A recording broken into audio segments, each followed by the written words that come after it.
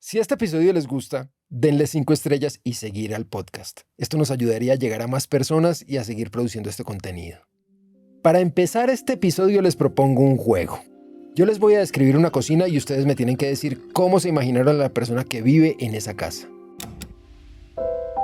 Imagínense, por ejemplo, que ustedes entran a una cocina donde todo es color madera, clarito, como boho chic. Los granos y las especias están ordenadas en tarritos de vidrio y etiquetadas a mano. En el mesón hay un bowl de frutas, hay un NutriBullet, que es como una mini licuadora para hacer batidos, hay un tarro de proteína y una esterilla para hacer sushi. Ahí se imaginaron a una persona. O imagínense una cocina más oscura con colores entre negro y metálico. Hay una batidora en el mesón de la cocina al lado de una licuadora marca Ninja y al frente hay una cafetera que parece estar siempre prendida. Y hay unos cuchillos japoneses pegados con un imán en la pared. Ahí se imaginaron a otra persona. O imagínense una cocina con una tostadora de panes conectada y si uno abre la despensa ve atún y pasta y una licuadora Oster, la clásica. Ahí se imaginaron a una persona muy distinta. ¿En qué momento las cocinas hablan tanto de nosotros? ¿Por qué los precios de los electrodomésticos ahora llegan hasta los millones? ¿En qué momento cocinarle a mis amigos se volvió una de nuestras formas favoritas de descrestar? ¿Y qué dice esto de nosotros mismos? Bienvenidos a ¿Por qué gastamos? El podcast de Nu, donde exploramos cómo nos gastamos la plata en el mundo contemporáneo y además aprendemos a gastar sin remordimientos. Yo soy Juan Fernando Sánchez y en este episodio, cocina, el lugar más caro de la casa.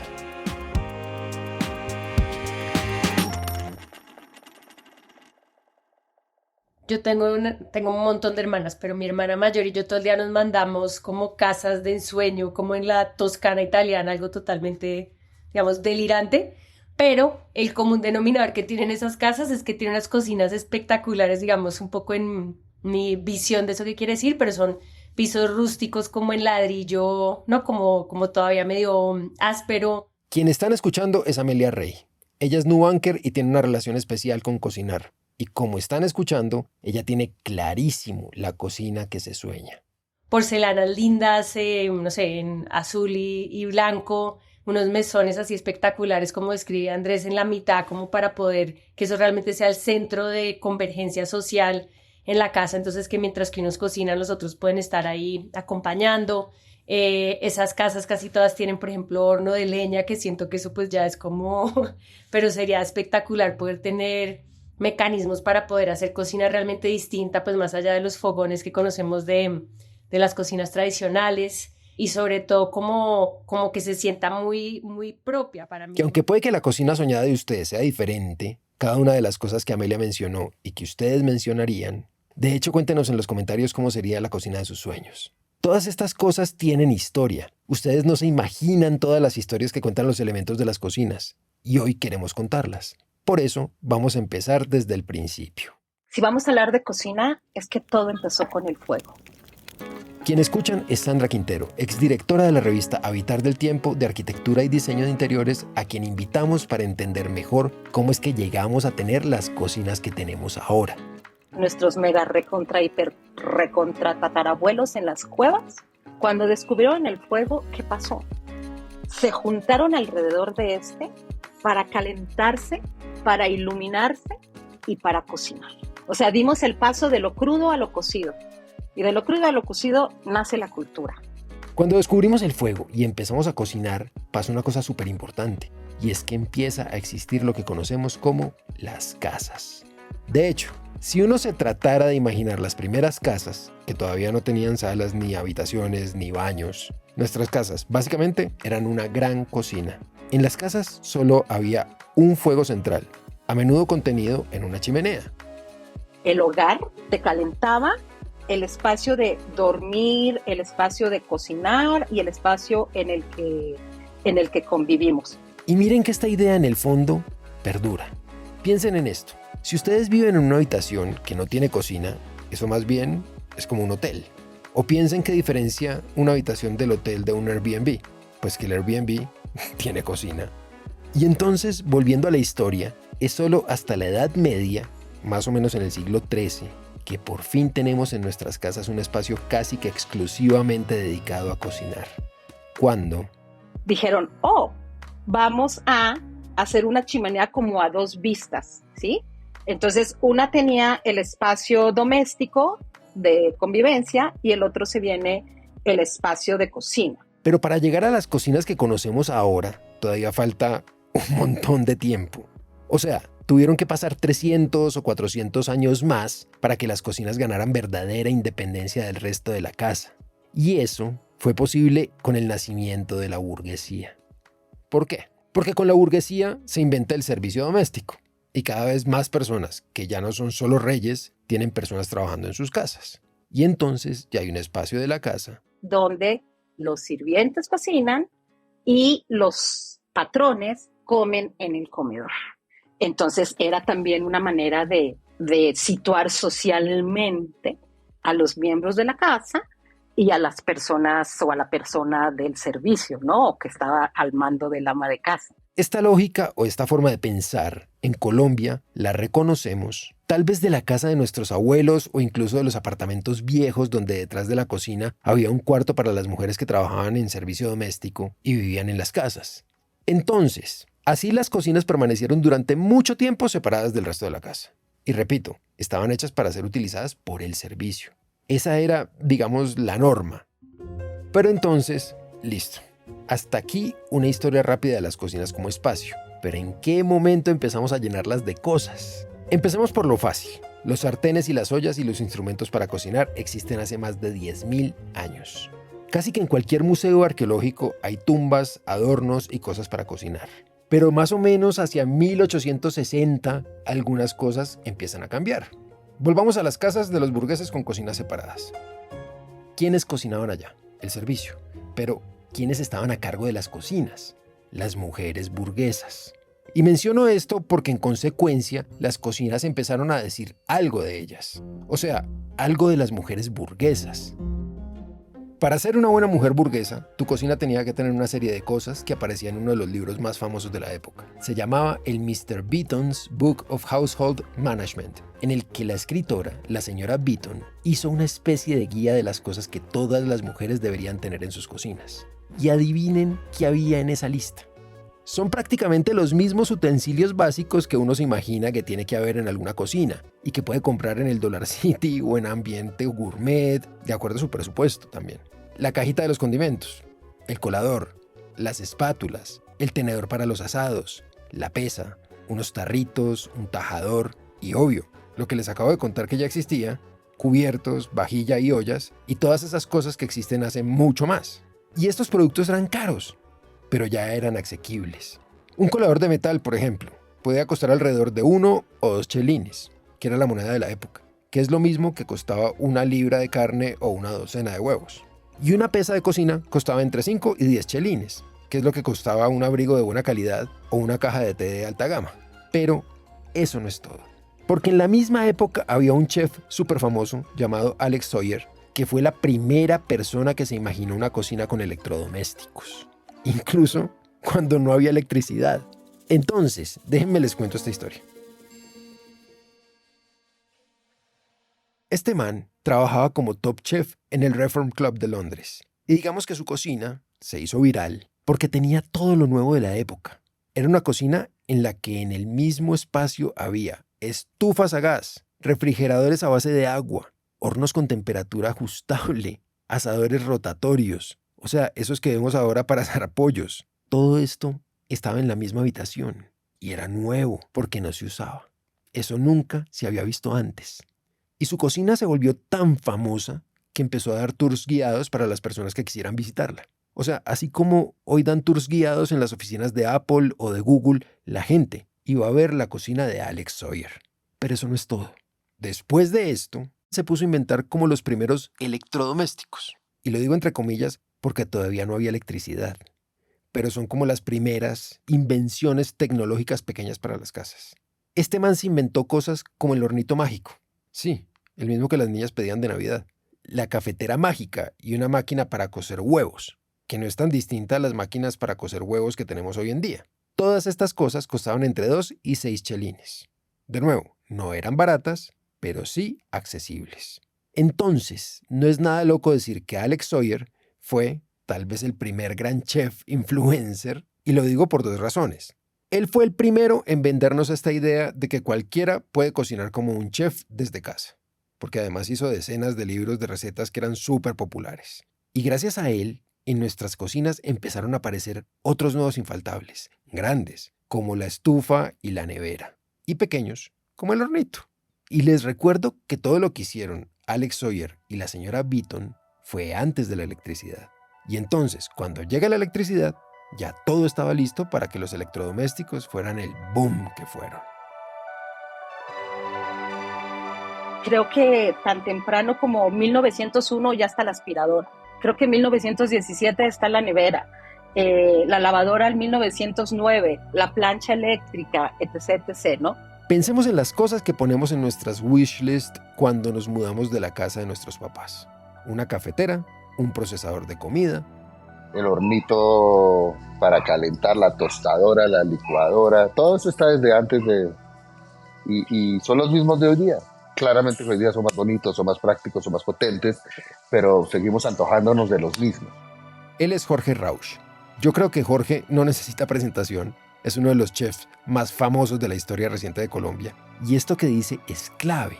Casi que todos los electrodomésticos que hoy conocemos fueron inventados en esa década. Incluso, muchos de los que podríamos reconocer como nuevos, en realidad no son tan nuevos. Por ejemplo, una Instapot es una olla a presión.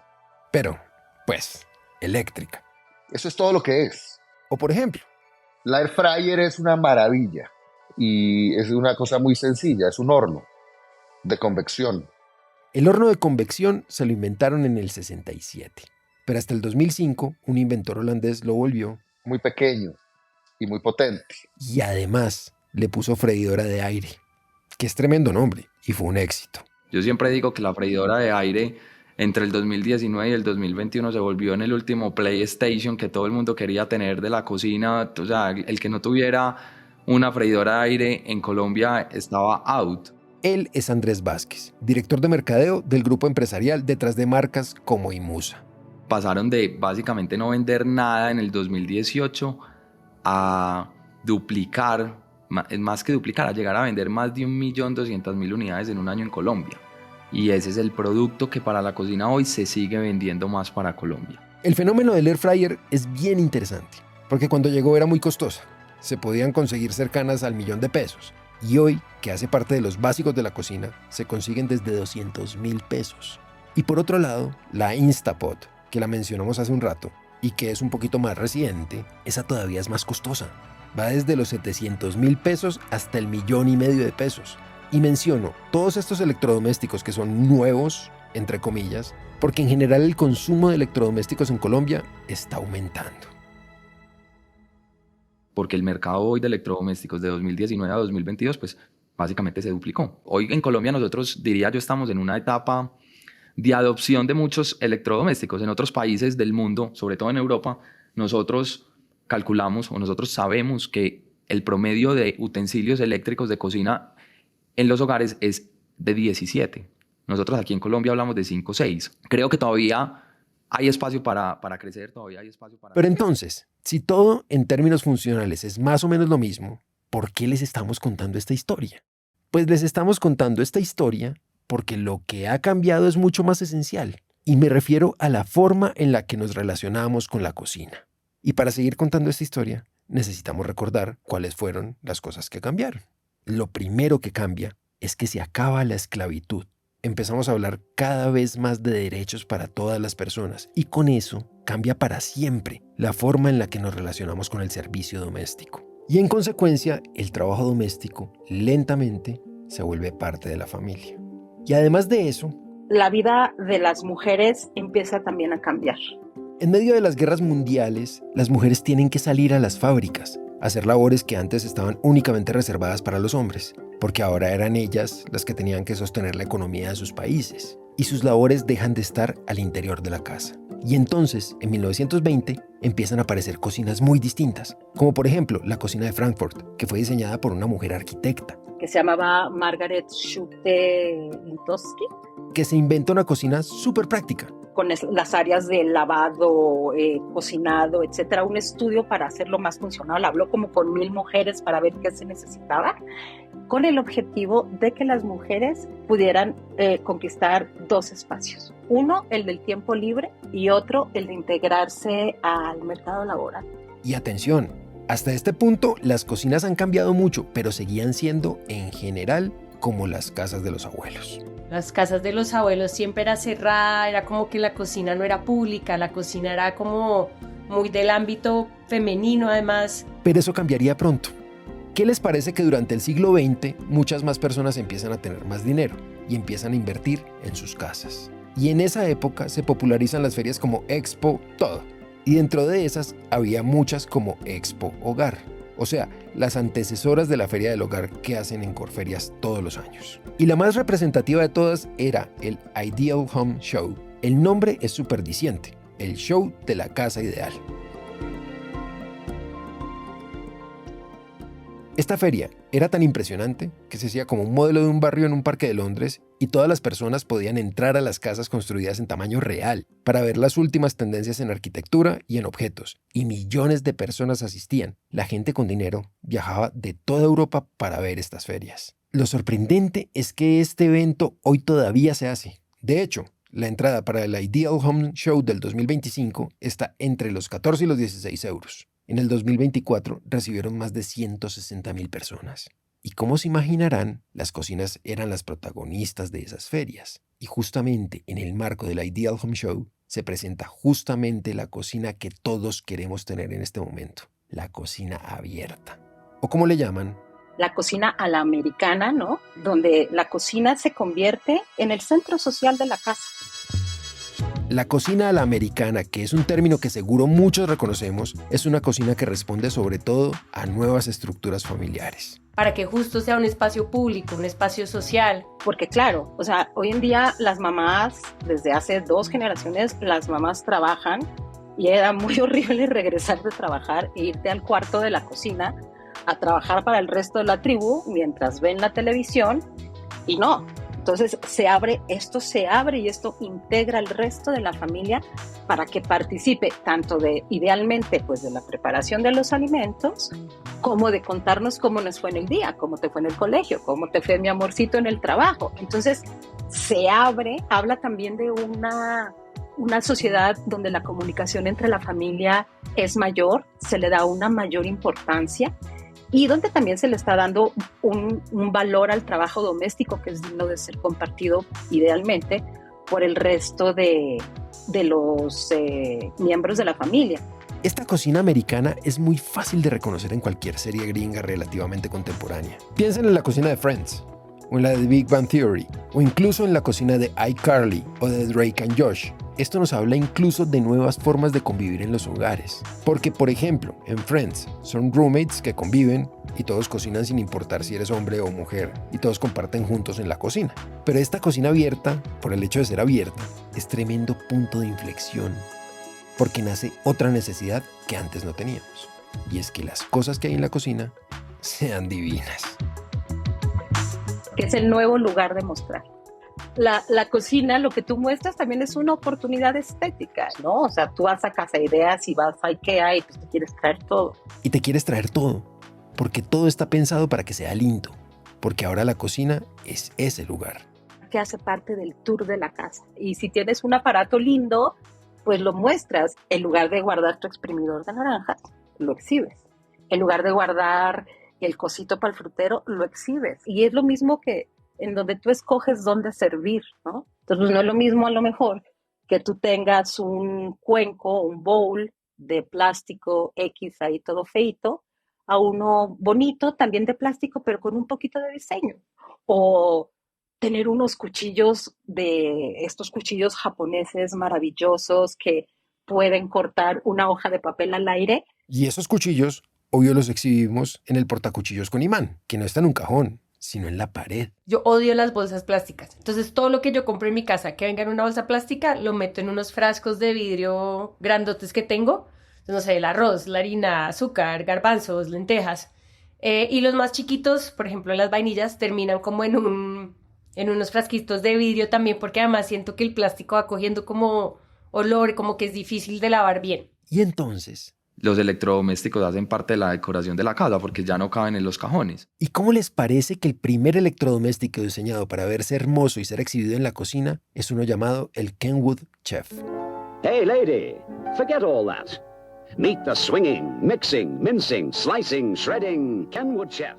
Que era, hagan de cuenta, una batidora de esas súper profesionales, pero retro, que fue un éxito de ventas en los años 50, que servía para todo y prometía hacer muchos electrodomésticos en uno. Esa Kenwood Chef costaba 19,50 €, lo que ahora serían como 700 u 800 euros. Un montón.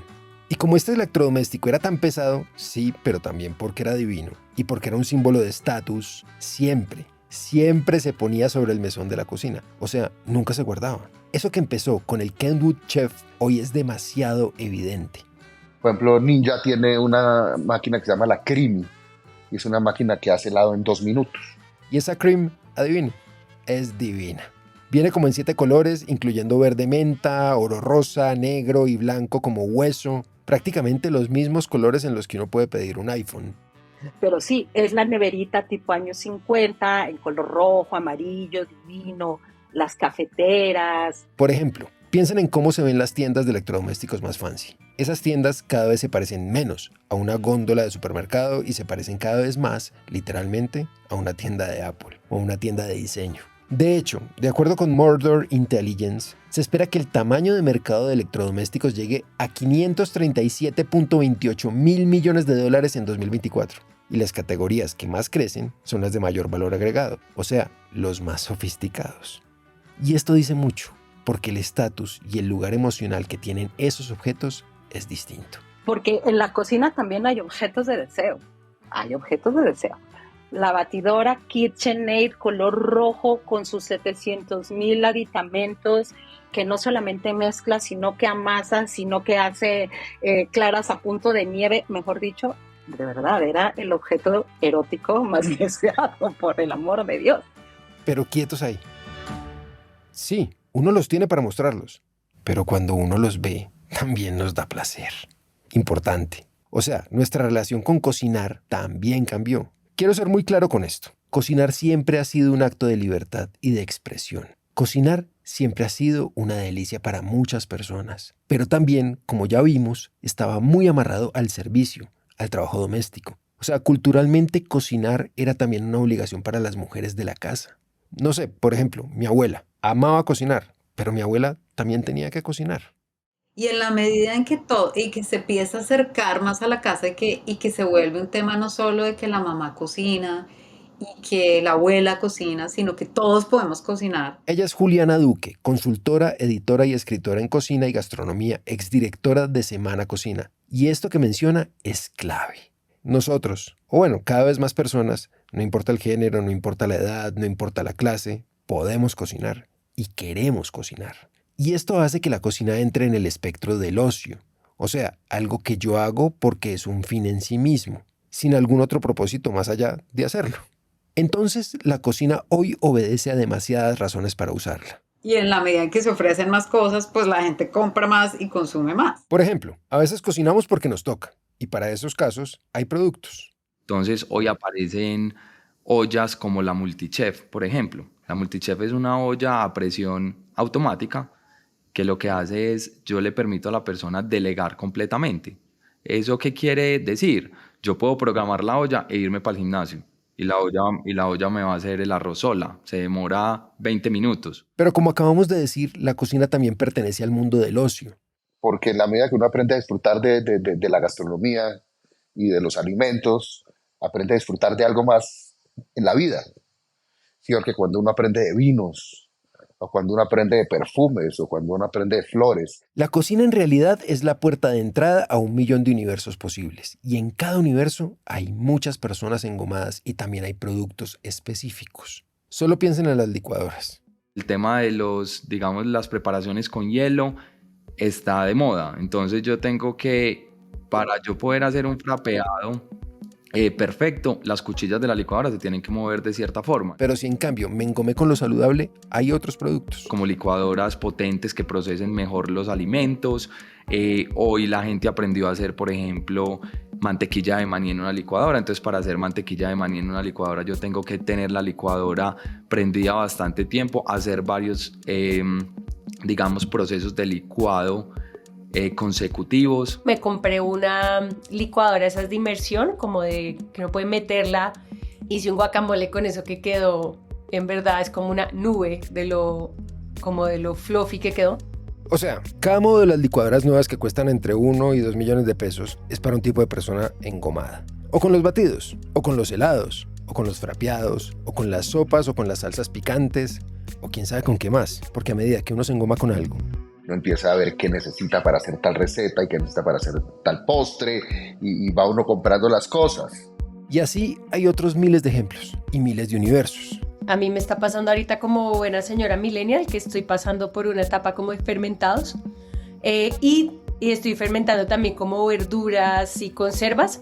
Entonces eso abre todo un mundo como de microorganismos que uno puede comprar o uno mismo como cultivar en su casa. Entonces hay levaduras, hay vinagres, digamos los yogures tienen unos cultivos súper puntuales, sino hacer yogur griego, yogur yo no sé cómo, y siento que el siguiente paso de eso es, no sé si han visto que uno puede cultivar, por ejemplo, shiitakes, distintos tipos de hongos en un tronco. O el tema del pan en la pandemia, que fue una de las tendencias locas de el pan con masa madre y bueno. Me compré un aparato que cocina al vacío y tú metes sobre todo carnes, pollos, pescados empacados al vacío y eso los cocina por 90 horas a 67,5 grados. Es súper especializado, pero con eso se pueden hacer los huevos duros, que suena como bobo, pero como el huevo tibio perfecto. Este aparato que menciona Amelia es el sous vide. Se escribe sous vide y se consiguen desde 300.000 pesos. Y aunque suene loco, no suena tan loco porque un porcentaje considerable de ustedes o se antojó o también lo tiene. Y por eso en cada universo hay contenido, hay mucho contenido. La cantidad de recetas que hay en internet es una cosa pues loca. Los creadores de recetas, de contenido, se las han ingeniado muy inteligentemente. Son mucho mejores hoy día. Porque uno puede ver una receta en TikTok de 1 minuto y medio y con esa información ir a su cocina y hacer una receta fantástica. Y eso es una locura. Pero no solo contenido. También es muy diciente el hecho de que las academias de cocina cada vez tengan más oferta para los no cocineros, como usted o como yo. Por ejemplo, en el Gato Dumas y en el Mariano Moreno hay cursos de sushi, o de comida mexicana, o de comida asiática y árabe, y de comida callejera, del mundo, que cuestan hasta 700.000 pesos, enfocadas en ampliarnos cada uno de estos universos. Y lo mismo ocurre con los cursos en línea. Incluso yo tengo cursos de cocina que yo vendo y son uno de mis mejores negocios. El curso de cocina en casa de Jorge cuesta $147. Y de los cursos más taquilleros de Masterclass, donde han dado clase personas como Richard Branson o Serena Williams, son de cocina. Con cursos muy famosos como el de Gordon Ramsay. Y esto sin mencionar el boom de los ingredientes. Hoy en supermercados de todo el país hay secciones internacionales cada vez más robustas. Hoy conseguimos condimentos, salsas y utensilios para hacer comidas japonesa, tailandesa, italiana, vietnamita. Y entonces podemos tratar de imitar las cosas como nos las comemos en los restaurantes. Porque este boom se junta con el boom que ya narramos en el episodio de restaurantes. Acá, obviamente, se los estamos recomendando. Todo esto junto hace que, por ejemplo, con la tarjeta de crédito de Nu se hayan hecho en lo que lleva del 2024 más de 93.000 transacciones relacionadas con cocina, en todos los universos donde estos gastos pueden vivirse. Entonces, en medio de todo esto, hay algo que quiero hacer evidente. Y esto de hecho es una prueba que en muchos casos la cocina ahora le pertenece al ocio. Y es el qué cocinar en nuestra casa. Sale más caro. Por mi experiencia siento que a veces sale más caro. Y de pronto cuando tú cocinas para muy pocas personas sale aún más caro. Él es Andrés Zárate. Andrés también es Nubanker y Andrés le pegó al punto. Como que uno ya perdió contacto con la practicidad porque es como que un pote de yogur vale 9.000 pesos en la tienda y hacerlo cuesta como 20.000 y es súper impráctico. Y eso pasa porque cada vez más veces cocinar es una indulgencia. Es algo que hago, repito, por hacerlo. Y por sentir que lo hice yo. Y piensen en este otro ejemplo, que es el juguete favorito de Amelia, su máquina para hacer pasta, que es... Hagan de cuenta como un rodillo, es pesadísima y eso se atornilla al mesón. Y ese siento que es como mi truco más descrestador cuando invito a la gente a cocinar a mi casa, es como podemos hacer pasta, que en verdad es súper complejo, o sea, para el costo-beneficio de comprar un paquete de pasta versus hacerlo, pero queda muy rico. Entonces esa maquinita para mí es como mi truco más farandulero cuando invito a la gente a comer a mi casa. Y aquí Amelia le pegó al punto. Y es que ahora, con mi cocina hermosa, pero también con mis nuevas habilidades y cositas nuevas que aprendemos todos los días, creamos una nueva forma de descrestar. En la vida social de las personas se ha vuelto muy importante sorprender a través de la cocina. Se ha vuelto también un espacio para impresionar, ¿no? O sea, como de, digamos, de conquista, no necesariamente romántica, sino de, wow, mira lo que puedo hacer, ¿no? Tu cocina no es la misma cuando recibes gente que cuando estás tú sola.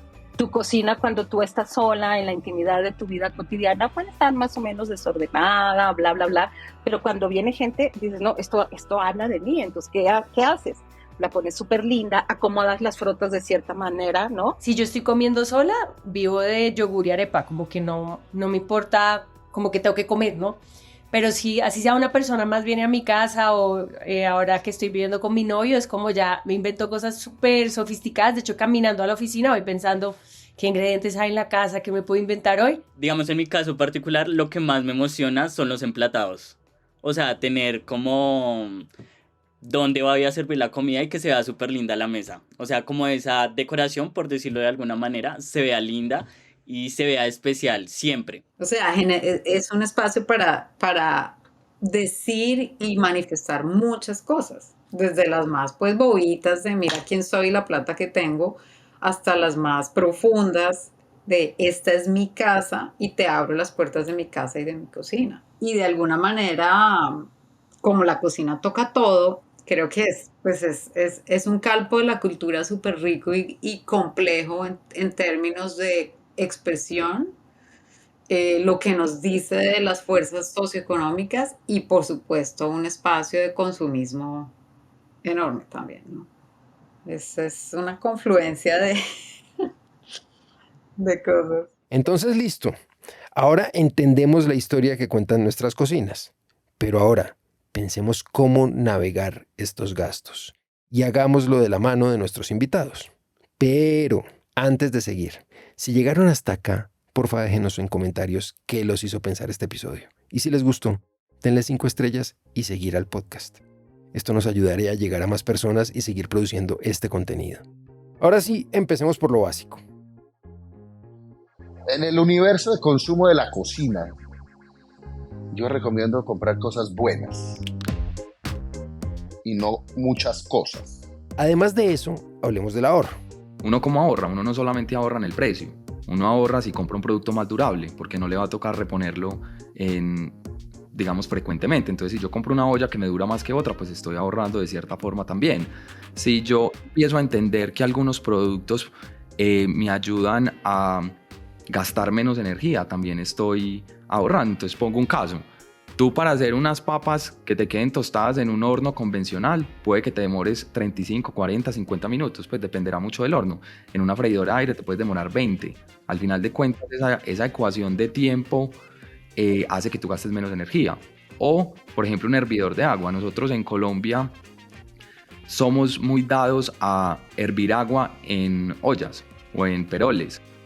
Nosotros no utilizamos, digamos, ningún elemento eléctrico, ningún aparato eléctrico para hervir, pero puedo dar aquí un dato curioso. Alguien aquí en Colombia sabía que hervir agua en un hervidor de agua eléctrico puede incluso representar ahorrar el 50% de la energía o el gas que yo gasto, porque mientras yo me demoro 12, 15, 17 minutos hirviendo un litro de agua en una olla, en una estufa de gas o eléctrica, en un aparato de estos, en un hervidor eléctrico, me gasto 5 a 6 minutos. Otra recomendación importante del chef Jorge Rauch es que yo recomiendo comprarse un buen juego de cuchillos, buenos, y un afilador, y tratarlos bien. Recomiendo tener un juego de ollas de acero inoxidable, buenas, y después unas ollas antiadherentes buenas, no necesitas más. Ya después está la olla de hierro, está el caldero, todo lo que quieran. Entonces con 2 sartenes, con un par de ollas, uno tiene, no necesita más. Y ojalá que cuando compren ollas y sartenes, las compren con mangos de metal o con mangos que permitan ir al horno. Y también En electrodomésticos también es igual, es buscar claramente el mejor desempeño, una cosa que sepamos que tiene la potencia y que sea una buena marca, y después de eso ya uno sí mira el diseño y todas las cositas más. Pero cosas que duren y que funcionen, porque uno tener una mala licuadora, un mal procesador de alimentos es muy frustrante. Lo mismo que tener una mala sartén y tratar de hacer un huevo frito y no le queda a uno. Entonces las poquitas cosas que uno tiene que tener, y lo digo yo que tengo un montón, pero con poquitas cosas buenas es más que suficiente. Y tratarlas bien, no dañarlas. Si uno trata bien sus cosas, no se le dañan. Es decir, es mejor invertir en calidad que en cantidad. Que me dura más, un sartén que es más grueso, un sartén que tiene un mejor mango, seguramente me va a durar mucho más que otro tipo de sartenes y me va a tocar invertir menos en utensilios de cocina y sobre todo en reemplazarlos. Y tener súper presente. Uno es el tema de durabilidad. Si yo compro un producto más durable que posiblemente tenga un desembolso un poco mayor, pero de una marca que me garantice la calidad, que yo sé que me va a durar, posiblemente en el largo plazo me va a ayudar a ahorrar, porque no voy a tener que estar reponiéndolo constantemente, sino que el tiempo de reposición se va a alargar y así yo voy a tener que invertir menos porque tengo un producto que se va a ver mejor, va a funcionar mejor y va a mantener, digamos, su integridad por mucho más tiempo. Porque a fin de cuentas es preferible que... Lo que uno compra que sea bueno, que dure. Y también es importante resistirse a la tentación de acumular.